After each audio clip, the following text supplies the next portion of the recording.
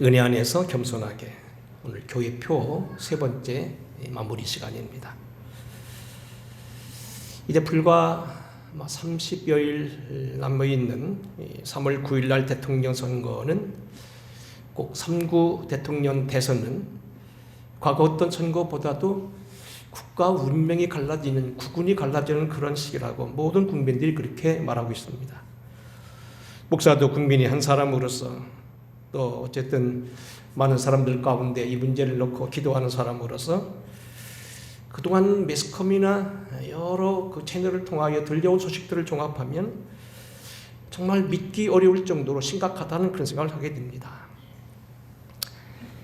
대선 결과에 따라서 국가 정체성, 곧 국가 체제가 좌쪽으로나 우쪽으로나 한쪽으로 기울어지는 건 아니냐. 경제적인 면에서도 세계 정치가 어렵고 경제가 복잡하고 많은 인간의 돌출 현상이 생김으로 인하여서 어쩔 수 없이 수정자본주의라고 해서 자본주의에 어느 정도 수정을 가하는 건 그것은 이미 학적으로 다 인정되어 있는 세계적인 현상이지만, 이제 이런 것 수정자본 정도가 아니고 국가가 모든 걸 통제하고 계획하고 제재하며 심지어는 가까이 부동산 문제 같은 것들도 완벽한 신고제 아니면 그 이상의 개념. 과거 우리가 알다시피 땅을 팔고 사는 문제도 내 맘대로 했습니다만 앞으로 토지 공개념이다 해서 벌써 나온 얘기를 들으면, 그 좀 극단적으로 들으면 토지는 전부 국가 소유 거라는 겁니다. 개인이 소유할 수 없다는 겁니다. 이미 이것은 벌써 몇 번 얘기가 나왔다가 선거 때는 너무 과하다 생각해서 안 듣는지 모르지만 이미 여러 번 얘기 나온 소리입니다. 여론조사에 보면 엊그제 통계를 보면 35%, 36% 서로 1%밖에 차이가 안 나고, 그러니까 표가 한 표가 아쉬우니까 북한이 어떻고 잘못했다고 얘기해야지, 사실은 그동안 미국이 점령국이라고 말했고, 북한에 대해서 한마디 안 튼 사람들 읽으면 슬그머니 말을 끼워 넣으면서 그렇게 하고 있는 거 아닌가. 국가 재정에 대해서도 마찬가지입니다. 물론 코로나 사태이기 때문에 위법 위급 상태이기 때문에 그리고 어쩔 수 없다고 생각합니다만, 두 후보 다 전부 그냥 선심성 공약, 세금의 문제, 국가 부채에 대해서 어떻게 하려고 하는 건지, 그대로 가다가는 이건 누가 되든지 문제가 될 수 있겠다. 한 사람만 잘못했다는 얘기 아닙니다. 둘 다 문제가 되고 있습니다. 정말 이런 때에는 대통령도 대통령이지만 국민들인 우리가 정신을 차려야 되겠다. 이리저리 흔들리다 보면 나중에는 콕하니 낚시에 끼어서 꼼짝없이 잡아다니는 대로 끌려가게 되었다. 지금 말하고 있는 제가 말하는 모든 것들이 가짜 뉴스이길 바라고 그렇게 잘못되길 바라지만, 저도 법학을 한 사람으로서 빠져나갈 구멍을 만들어 놓고 하는 사람이 절대 근거 없는 소리는 아니고, 이미 매스컴에서 많이 얘기되어졌고 이미 거론되어진 이야기들을 제가 지금 하고 있는 겁니다. 기업인들이 기업하기에 날로 힘들어지고, 그래서 많은 국가 자본과 기술이 외국으로 유출이 되고 있다. 돈을 많이 가지고 있거나 많이 배운 사람이거나 한 사람들이 노력한 만큼 대가를 받기보다는 많이 가진 사람, 많이 배운 사람, 많이 알고 있는 사람들이 저주의 대상이 되고 도덕령 취급을 받는 사회가 되어서는 아니 되겠다. 이런 것들이 이번 대통령 선거와 연관되어 있는 것이 아니냐고 많은 사람들이 걱정하고 있습니다. 자, 이제 오늘 우리는 교회표 그동안 세 번째를 했는데 오늘 마무리 시간입니다. 오늘 주제와도 대통령 선거가 연관되어 있다는 이야기입니다. 그동안 매스컴에 의하면은 국민의 여러 같은 것 때문에 어떤 한 후보가 나오면 이대로 가다가는 아무 곳에 꽂아도, 막대기가 꽂아도 꽃을 피고 대통령이 되겠다 했는데, 그 사람이 얼마 전에 많은 어려움을 당했습니다. 그 이유는 뭐냐면 겸손하지 아니했다는 얘기입니다. 물론 그가 그렇게 화를 내고 때로는 너무 속상해한 것은 본인 문제가 아닌 가족 문제였고, 발벗고 적극 다니어 도와야 될 당대표가 철모르게 행동을 한 것도 있고, 또 상대방 진영이 의도적인 바보 만들기 전략에 휘말려 들기도 하고, 애초 국회의원 배지를 한 번도 안 달아보고 당장 대통령이 나와야 되니 아직도 많이 정치 세계에 무언지를 모르는 그런 것 때문에 있기도 하고, 때로는 실제적으로 인간이 모자라기 때문에 누구도 완벽할 수 없는 가운데 그럴 수도 있다. 네거티브 소위 부정적인 그러한 전법에 말려 들어갈 수 있어요. 그래서 결국은 본인이 화가 내고 버럭 화를 내고 사과를 하지 않고 그러고서 버텼다는 얘기. 그런데 결국은 점점 인기가 떨어졌다는 얘기입니다.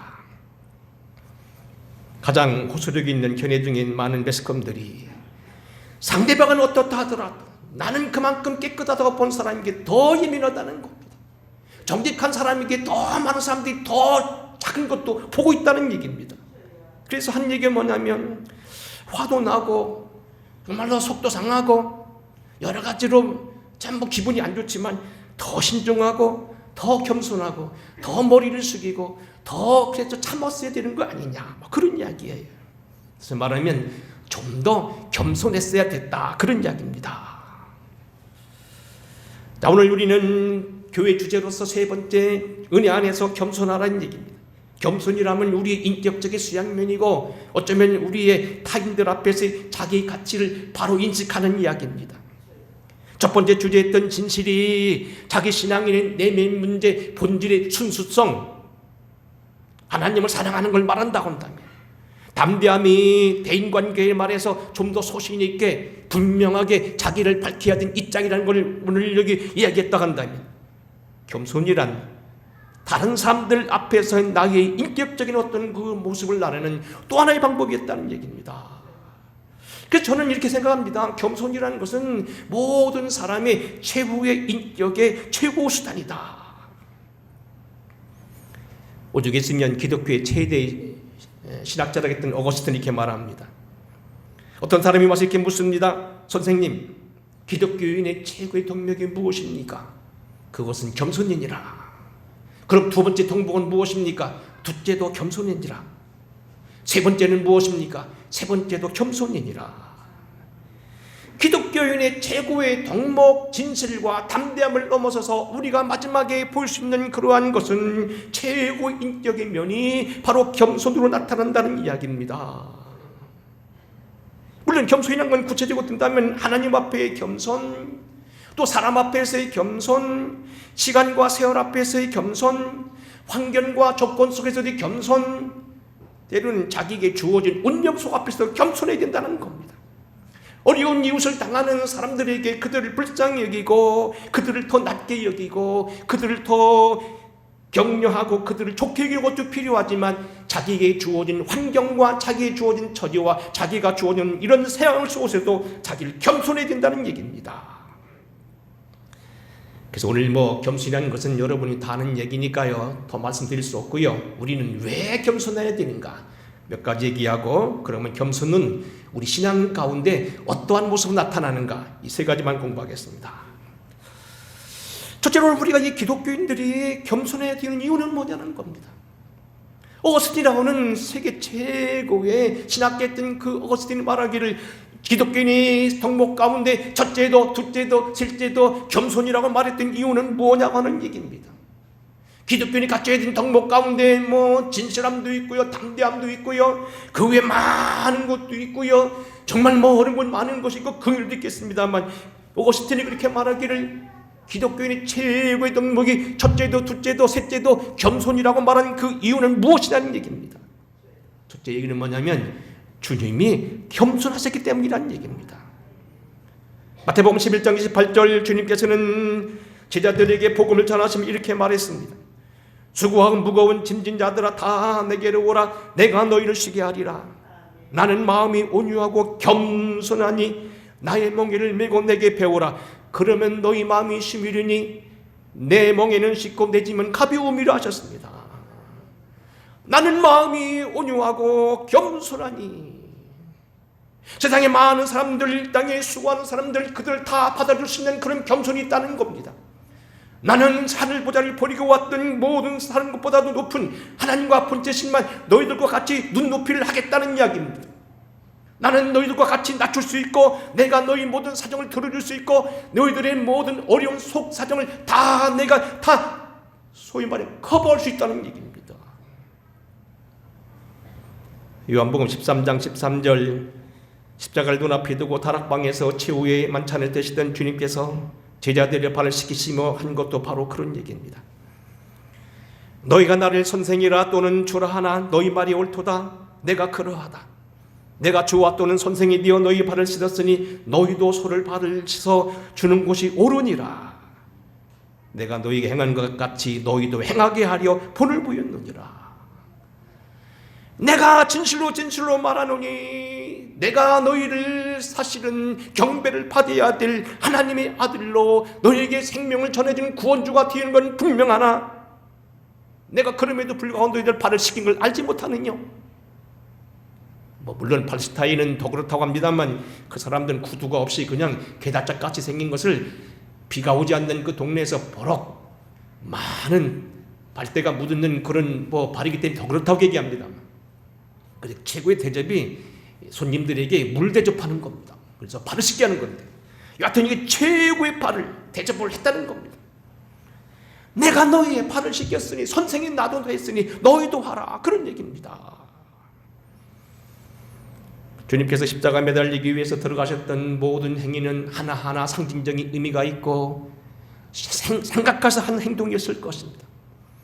그럼에도 불구하고 그가 십자가를 눈앞에 두고 종려 주일 예루살렘에 들어갈 때는 그가 나귀를 타고 입성했다는 사실을 우리는 기억해야 됩니다. 마태복음 21장 4절 이렇게 말합니다. 이는 선지자를 통하여 하신 말씀을 이루려 하심이라 일렀으되 시온 딸에게 이르기를 내 왕이 네게 임하나니 그는 겸손하여 나귀 곧 몽에 맨 짐승의 새끼를 탔도다 하니라. 나귀 새끼를 끌고 와서 그들의 겉옷을 그 위에 얹음에 그 위에 예수께서 다시 내그랬습니다. 그는 겸손하여 나귀 곧 몽에 매는 짐승의 새끼를 탔도다. 여러분, 우리가 오래된 영화를 보게 되면 고대 로마나 강력한 왕국의 어떤 전쟁 같은 걸 보게 되면 개선 장군이 들어갈 때는 예의 없이 흰말을 타고 갑니다. 소위 백마를 타고 들어갑니다. 정복군이나 개선 장군은 예의 없이 백마를 탑니다. 그에 비한다면 나귀는 피쩍거리는 나귀, 이것은 아주 뭡니까? 키도 작고 모양도 없고 사실 값도 덜 나가고 아무것도 아닌 그런 짐꾼, 그러면서 반항하지 않는 아주 착한 짐승이라고 말합니다. 그리고 무슨 얘기냐면 주님이 겸손하게 나귀를 탔다는 얘기가 뭐냐면 인생을 정복하러 오신 것이 아니었다는 겁니다. 인생을 섬기러 오셨고 인생을 태우러 오셨고 우리를 보듬어 주기 위해서 오셨고 우리를 위로하기 위해서 오셨다는 겁니다. 이 땅에 주님의 메시아로 오심에 대해서 가장 잘 예언하고 있다는 이사야 선지자는 이사야 42장에 보면 그의 인격을 이렇게 예언했습니다. 그는 외치지 아니하며 목소리를 높이지 아니하며 그 소리를 거리에 들리게 하지 아니하며 상한 갈대를 꺾지 아니하며 꺼져가는 등불을 끄지 아니하시고 진실로 정의를 시행할 것이라. 그는 외치지 아니하고 목소리를 높이지 아니하고 그 소리를 거리에 들리게 아니한다고 얘기합니다. 요즘 말하는 것처럼 내가 이 민족을 잘 살겠다 이렇게 떠벌리지도 않다는 얘기입니다. 내가 너희들 나만이 할 수 있다고 그렇게 자랑하지 않는다는 이야기입니다. 나만이 모든 것을 해결할 수 있는 그런 해결사가라고 그렇게 자기를 뻐기지 않았다는 얘기입니다. 죄옥에 오셨다는 겁니다. 말구에 오셨다는 얘기입니다. 죽는 자로 오셨다는 얘기입니다. 섬기는 자로 오셨다는 겁니다. 치료하고 위로하고 함께하는 사람들로 오셨다는 얘기입니다. 상한 갈대를 꺾지 아니하시고 꺼져가는 등불을 끄지 아니하셨다. 육신이 상한 자, 마음이 상한 자, 윤리적으로 능력이 없는 사람, 도덕적으로 자가력의 판단력과 어떤 자정 능력이 이미 상실한 사람들, 그들을 남물하거나 그들을 위해서 욕하지 않겠다는 겁니다. 이미 제가 새벽기도 나오는 분들에게는 두서너 번 이미 광고했습니다만 다음 주일날 우리가 치유집회를 갖게 되는데 제가 그 치유집회 하는 것을 먼저 경험했던 전에 목사님과 제 아들 부목사에게 잘 물어봤어요. 그랬더니 그러더라고요. 하나도 혼내지 않는데요. 같이 우신다는 거예요. 그분이 들어가면 그분의 얼굴을 보고 기도를 들어가면서 그분이 전화를 얘기하면서 내가 가난할 때 어려웠구나, 밥을 굶었구나, 내가 이게 모지게 태어나서 그 집에서 태어나가 내가 거기서 많이 왕따를 당하고 많은 어려움을 당했구나, 얼마나 가슴 아팠니, 같이 울어준다는 겁니다. 직장에서 열심히 일하고 했으나 너를 알아주지 못하고 상상한 너를 오히려 이상하게 푸대접하고 너를 갖다 좌천시키고 내게 많은 어려움을 갖게 됐고 내가 믿는다는 것 때문에 때로는 사람들 앞에서 멸시를 받았구나, 위로하는 것이 한 번도 혼내지 않는다는 겁니다. 우리는 그것을 내년 이번 주에 아마 경험하게 될 것입니다. 상한 때를 꺾지 아니하시고 꺼져가는 등불을 끄지 아니하신다는 말씀입니다. 소리를 높이거나 거드름을 피우거나 거리에 들리게 하거나 들리지 아니했다는 얘기입니다. 자기만이 모든 걸 할 수 있는 사람이라고 뻑이 자랐다는 얘기입니다. 한마디로 주님은 겸손하셨다는 겁니다. 얼마나 겸손하셨느냐, 빌립보서 2장입니다. 그는 근본 하나님의 본체시나 하나님과 동등됨을 취할 것을 여기지 아니하시고 사람의 모양으로 나타나사 자기를 낮추시고 죽기까지 복종하셨으니 곧 십자가에 죽으심이라. 이러므로 하나님이 그를 지극히 높여 모든 이름이 뛰어난 이름을 주사 하늘에 있는 자들과 땅에 있는 자들과 땅 아래에 있는 자들로 모든 무릎을 예수 이름에 꿇게 하시고 모든 입으로 예수를 주라 시인하게 하여 하나님 아버지께 영광을 돌리게 하셨느니라. 하나님과 사실은 동등한 자격이라는 겁니다. 성부, 성자, 성령, 사실 우리 인간과는 좀 다릅니다만 사실 여쭤보겠습니다. 아버지가 높습니까? 아들이 높습니까? 김장로님, 아무래도 아버지가 높지요? 근데 아들 내 맘대로 해요?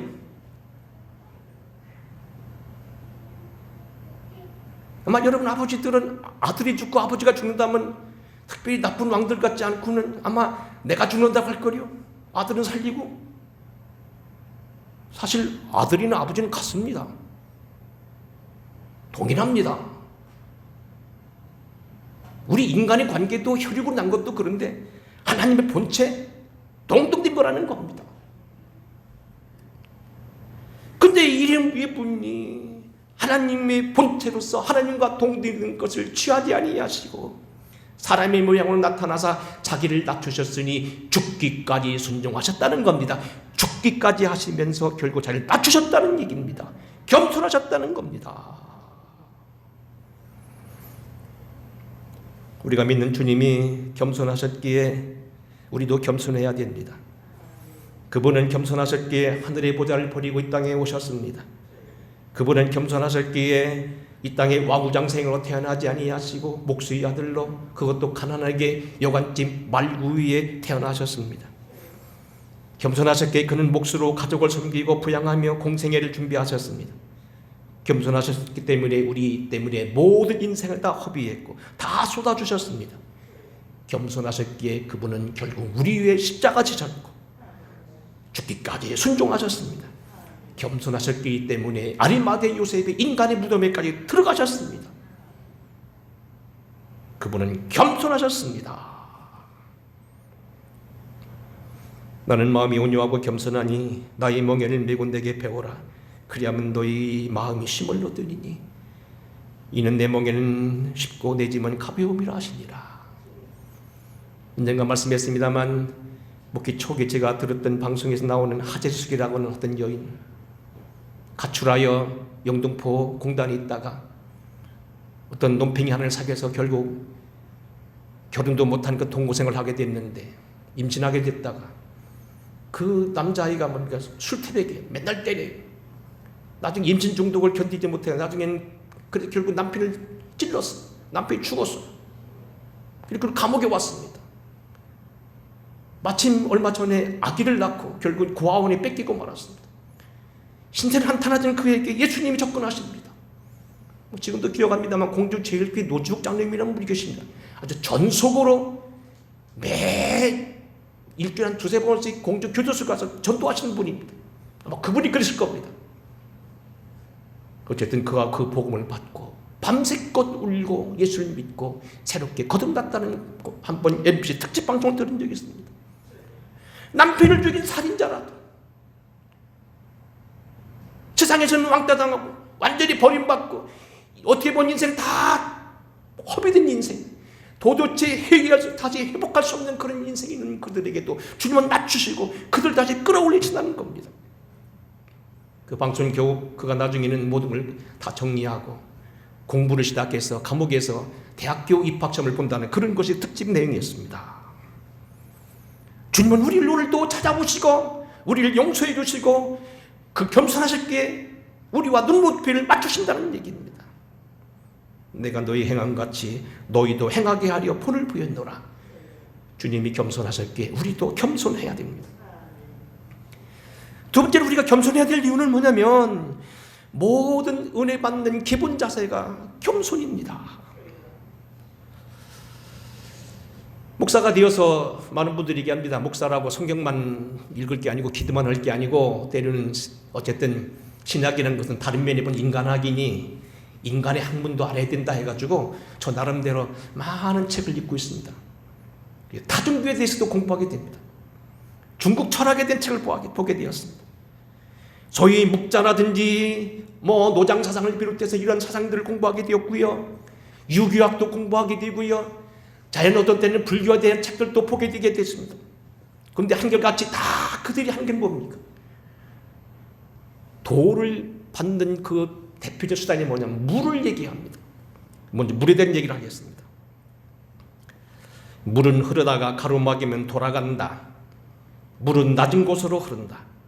물은 흐르다가 막히면 그 속에 들어가 그들을 변화시키고 종국에는 그 둑을 무너뜨리고 산 자체도 무너지게 한다.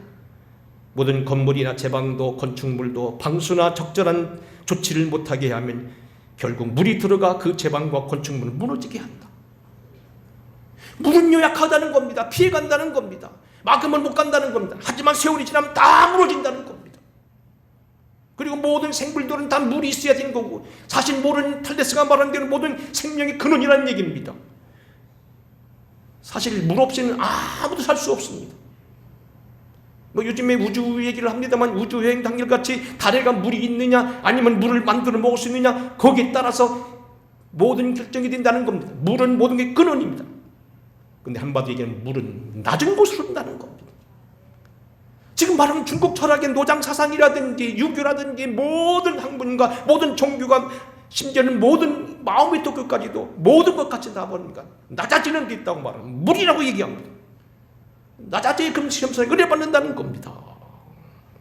주님도 예의는 아닙니다. 영적 현상은 동일하기 때문에 그렇습니다. 야고보서 4장 6절입니다. 그러나 더 큰 은혜를 주신다니 그러므로 일렀을 때 하나님이 교만한 자를 물리치시고 겸손한 자에게 은혜를 주신다 하였느니라. 물론 우리가 여기 앞절에 보게 되면 사모하고 시기하며 성령의 시기까지 열심히 품는 은혜 받는다고 되어 있어요. 그러나 더 큰 은혜, 이 덜한 말을 조심해야 됩니다. 더 큰 은혜는 겸손한 자에게 주신다는 겁니다. 여러분 이런 얘기입니다. 마당에 있는 미역가는요 앞에서 잡아 끌어도 되지만 뒤에서 밀어도 가요. 그렇지요? 해보셨죠? 여러분 소위 말하기엔 집에 있는 무슨 똥차라고 하는 것도요 그거 다 뒤에서 밀게 돼 있어요. 가요. 근데요 천안서 서울까지 가는데 22분 걸리는 KTX는요 뒤에서 밀었다는 5분 동안 다 뒤집어집니다. 앞에서 끌어야 됩니다. 순서가 있습니다.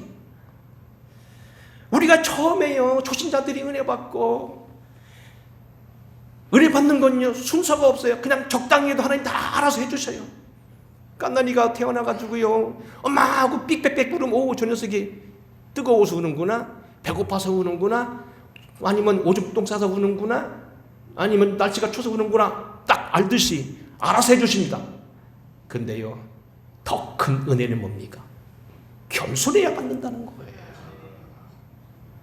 정말로 진심으로 하나님 앞에 큰 은혜, 하늘에 상달기는 큰 은혜, 능력 중에 능력 받는 사람은 겸손해야 된다는 겁니다.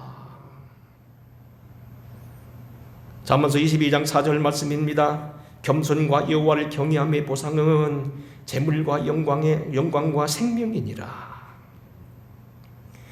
재물 겸손과 여호와를 경외함의 보상은 재물과 영광과 생명이다.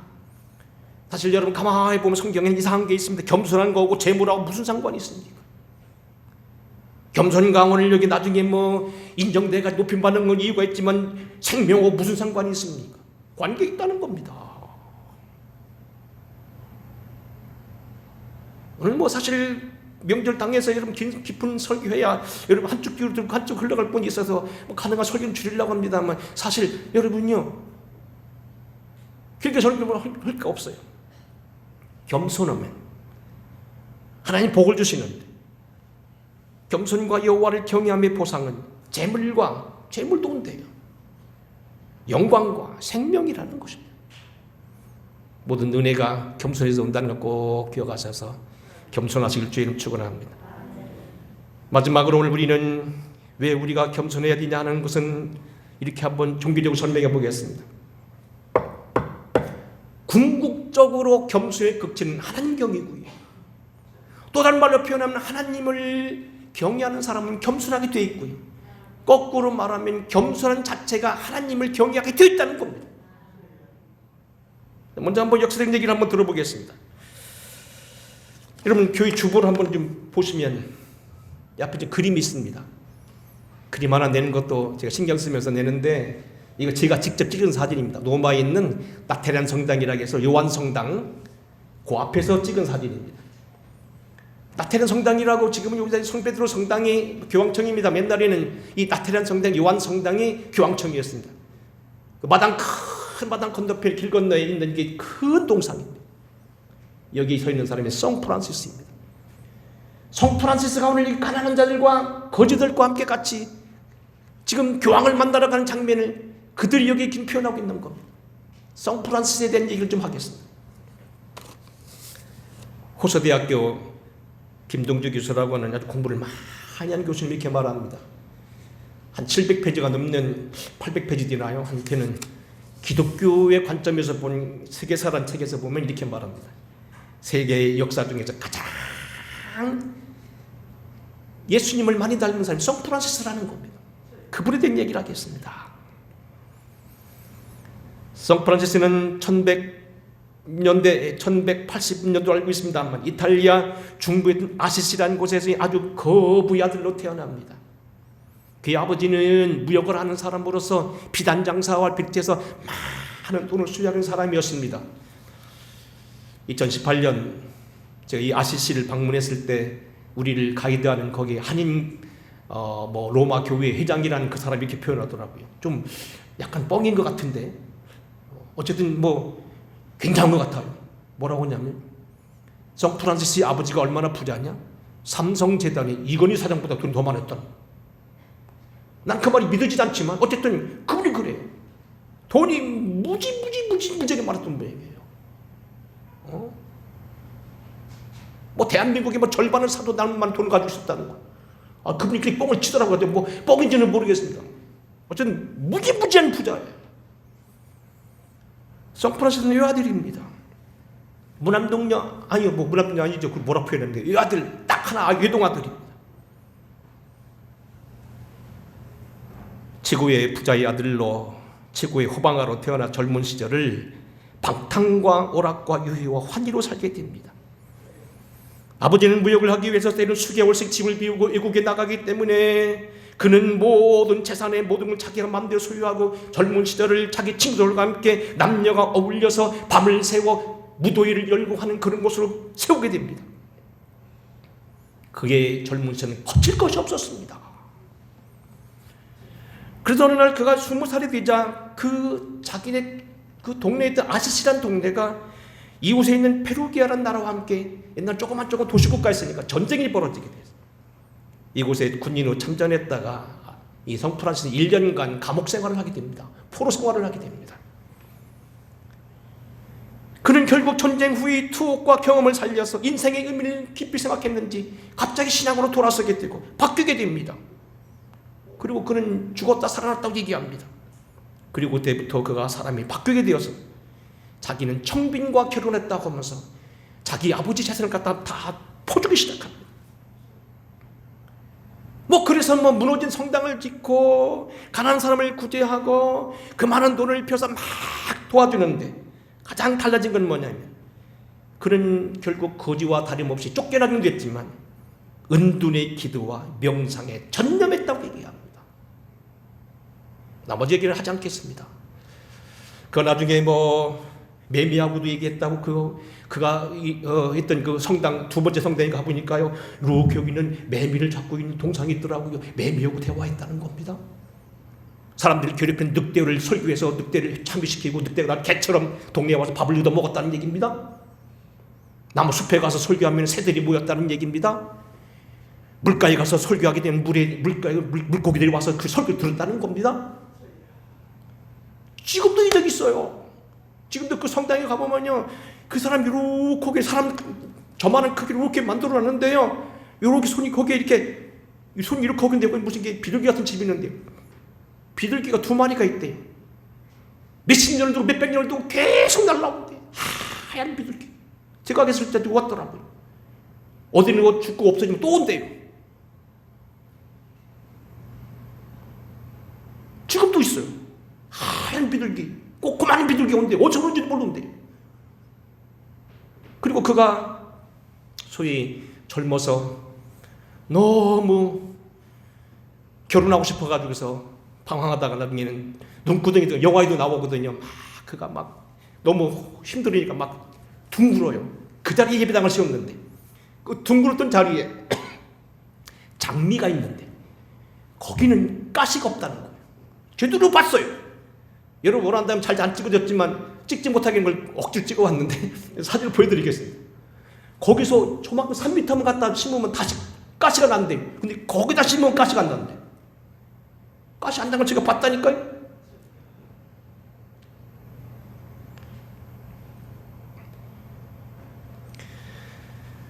그러면서 그 교민회장이 그러더라고요. 자기도 이해가 안 된다는 거예요. 그 비둘기는 어디서 날라왔는지, 그가 어떻게 매미하고 대화를 했는지, 그리고 지금도 그 장미는 왜 거기다 심으면 꽃이 안 피고 저만큼 옮겨 심어도 가시가 나고 가시가 안 나는지, 그리고 그의 몸에서 성인이 흘러서 피가 났다는지 이해가 안 된다는 겁니다. 근데 지금은 그런 사실 지금도 진행되고 있다는 겁니다. 문제는 뭐냐면 그가 하나님을 지극히 알게 되니까 예배하고 기도하고 하나님을 인정했다는 겁니다. 가난이 자기의 삶이 됐다는 거예요. 결론은 그렇습니다. 우리가 정말 겸손해지면 하나님을 예배하게 되어 있고 하나님을 기도하게 되어 있고 하나님을 구하고 인정하게 되어 있다는 거예요. 그래서 결론적으로 말하면 겸손의 극치는 뭐냐면 기도하는 삶입니다. 예배하는 삶입니다. 예배하지 않는다는 얘기는 뭡니까? 하나님 안 믿어도 나 산다는 거 아닙니까? 나 성공할 수 있고 나 행복할 수 있고 나 천국 갈 수 있고 내 맘대로 살아도 난 거칠 것이 없다. 난 천만년 산다. 그리 예배하지 않는 거 아닙니까? 나중에 죽을 망정 말이에요. 응? 왜 기도하지 않습니까? 기도 안 해도 산다는 겁니다. 기도하면 된다는 겁니다. 기도 인정하지 않는 겁니다. 뭐 지금 어렵게 표현할 거 없잖아요. 하나님을 인정하지 않는 건 뭐 결국 겸손하지 않다는 겁니다. 겸손이 극치가 신앙의 행위라는 것을 선거의 근거를 조금만 살펴보고 끝내겠습니다. 신앙의 겸손은 예배하는 것입니다. 하나님의 진노가 진리를 막는 사람들이 모든 경건차는 불의를 통하여 하늘로부터 나타나느니 이는 하나님을 알만한 것이 그들에게 보임이라. 하나님께서 이를 그들에게 보이셨느니라. 하나님 창세로부터 그의 보이지 않는 것들 곧 영원하신 능력과 신성이 그가 만드신 만물에 분명히 보여 알려졌나니 그러므로 그들이 핑계치 못할지니라. 그러나 하나님을 알되 하나님을 영화롭게도 아니하며 감사치도 아니하며 오히려 그 생각이 허망하여지고 미련한 마음이 어두워졌느니라. 하나님을 알만한 것이 다 있다는 겁니다. 세상의 만물을 바라보든 자연을 바라보든 기어가는 개미를 바라보건 우리 인생의 구조를 바라보건 우리 앞에 주어진 사건을 바라보건 일반적인 계시를 통하여 천체를 바라보건 동방 박사들이 하늘의 별을 보고 주님 오신 걸 알아냈듯이 여하튼 많은 걸 통하여 알 수 있다는 겁니다. 근데 인생들은 정말 그 하는 말씀을 배우려고 하지 않고 예배하지 않는다는 겁니다. 결국 하나님 믿지 않기 때문에 예배하지 않는 거라는 겁니다. 두 번째, 기도. 결국 믿지 않기 때문에 기도 않는 겁니다. 서반에서 1장입니다. 그때 내가 예루살렘에서 찢기같이 가라앉아서 마음속에 스스로 이르기를 여호와께서는 복도 내리지 아니하시고 화도 내리지 아니하시지 하는 자들을 등불로 찾아 벌하리니 그들이 재물이 노략되어 그들의 집이 황폐할 것이라. 그들의 집이 건축하나 거기에 살지 못하며 포도원을 갖거나 그 포도주를 마시지 못하리라.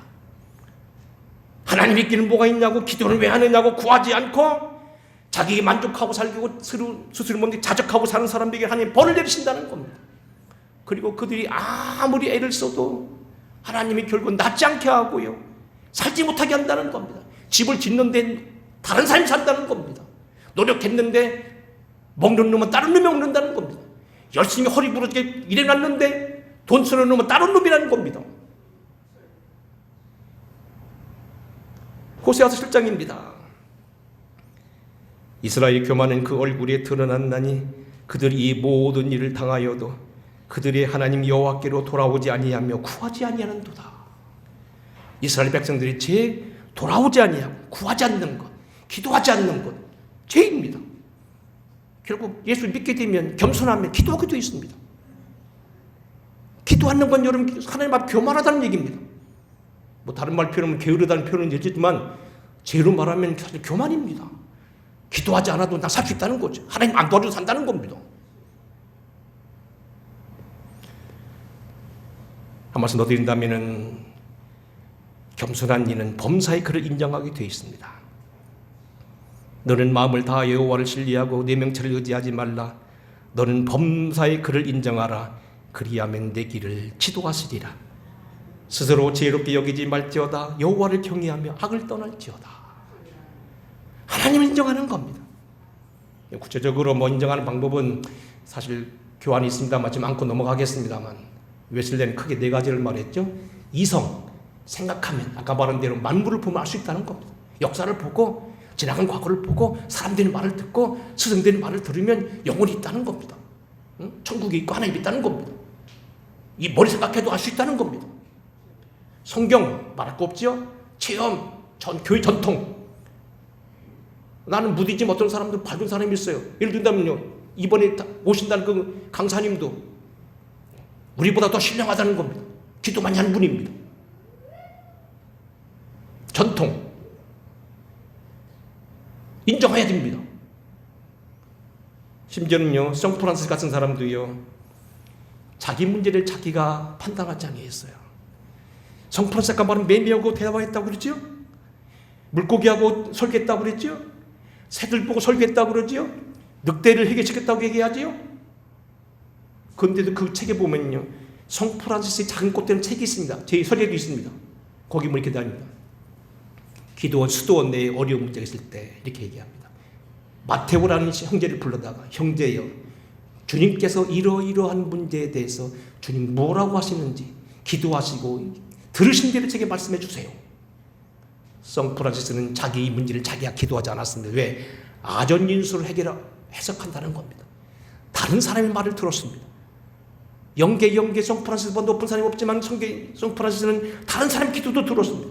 때는 전통, 나만 은혜 받는 게 아니라 우리 김장님도 은혜 받고 서원사님도 은혜 받고 전장로님 은혜 받고 여기 양옥장 원사님, 김명장은 다 은혜 받는 분들입니다.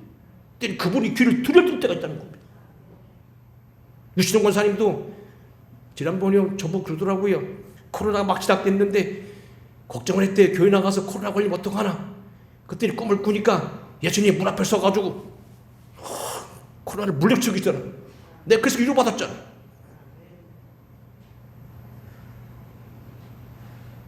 주님은요, 내게만 말씀하는 게 아니에요. 이은정 집사에게도 말할 수 있고, 한정원 권사님 말할 수 있고, 김도신 권사님 얘기할 수 있고, 우리 처음 오신 분한테 얘기할 수 있고, 우리 김영찬 권사님에게 말씀할 수 있고, 장은배 권사님에게 말씀할 수 있고, 눈 감고 계시다면 가만수 권사님께 말할 수 있다는 겁니다. 그걸 인정하는 겁니다. 전통을 인정하는 거예요. 이 같은 문제는 뭐냐면 하나님 인정하는 겁니다. 동방으로 온 박사들이 별을 보고 왔고 꿈을 꾸면서 다시는 가지 말라는 그 길대로 다른 길로 갔던 것처럼 우리가 인정하는 겁니다. 이 방법에 대해서는 다음에 얘기하겠습니다. 여튼 문제는 뭐냐면 겸손하면 기도하게 돼 있고 겸손하면 예배하게 돼 있고 겸손하면 하나님을 인정하게 돼 있다는 겁니다.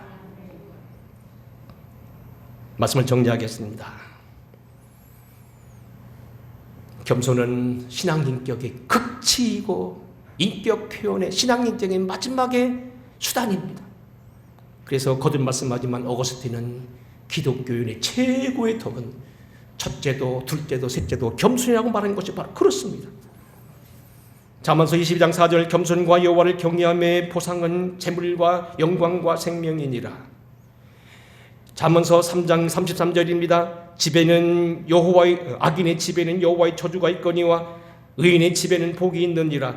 진실로 그는 거만한 자를 비웃으시며 겸손한 자에게 은혜를 베푸신다. 베드로전서 5장입니다. 젊은 자들아 이와 같이 장로들에게 순종하고 다 서로 겸손으로 허리를 동이라. 하나님은 교만한 자를 대적하시되 겸손한 자들에게는 은혜를 주신다니. 능하신 손 안에서 겸손하라. 때가 되면 너희를 높이신다고 말씀하고 있습니다. 우리가 하나님 앞에 겸손해야 됩니다. 사람 앞에서도 겸손하십시다. 때가 되면 높이실 것입니다. 믿음으로 기도하시면서. 그리고 꼭 제가 정리합니다. 지금 한 얘기입니다만 겸손한 사람은 기도하는 거고 누가 뭐라고 말해도 기도하는 사람이 겸손한 겁니다. 여러분 기도의 문 열리고 늘 겸손하신 저와 여러분 되기를 주의 이름으로 축원합니다. 고마우신 아버지, 오늘도 주님 전에서 교회포 세 번째 만물일 했습니다. 우리가 자신의 신앙을 향하여 하나님 앞에 진실하고 순수하고 거짓 없는 신앙을 되게 하여 주시고 주의 복음을 지키고 말씀을 우리가 견고히 유지하기 위해서 담대하기도 해야 되지만 주님 앞에서 끝까지 겸손한 우리가 되게 하시옵소서. 주님이 당신을 죽기까지 하심이 겸손하셨던 것처럼 우리도 겸손하게 하여 주시옵시되 하나님과 인생과 사물 앞에서 겸손하고 환경 앞에서 겸손하되 무엇보다도 겸손한 자들은 예배하고 기도하고 주님을 인정하게 됐다는 사실을 기억하면서 성령을 의지한 이러한 행위의 믿음의 종들이 되게 하시옵소서. 기도하는 우리들 되게 하옵소서. 예수님의 이름으로 축복하고 기도하옵나이다. 아멘. 찬양하겠습니다.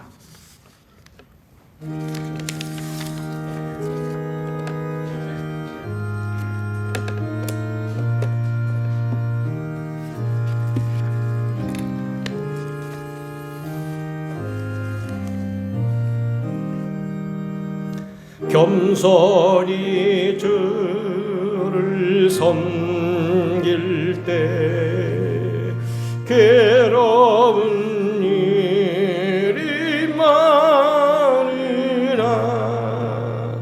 그 주여 내게 힘주사 잘 감당하게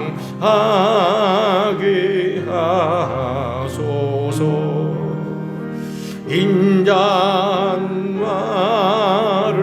가지고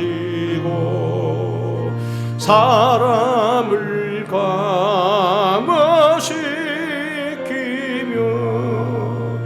갈 길을 잃은 무리를 잘 인도하게 하소서.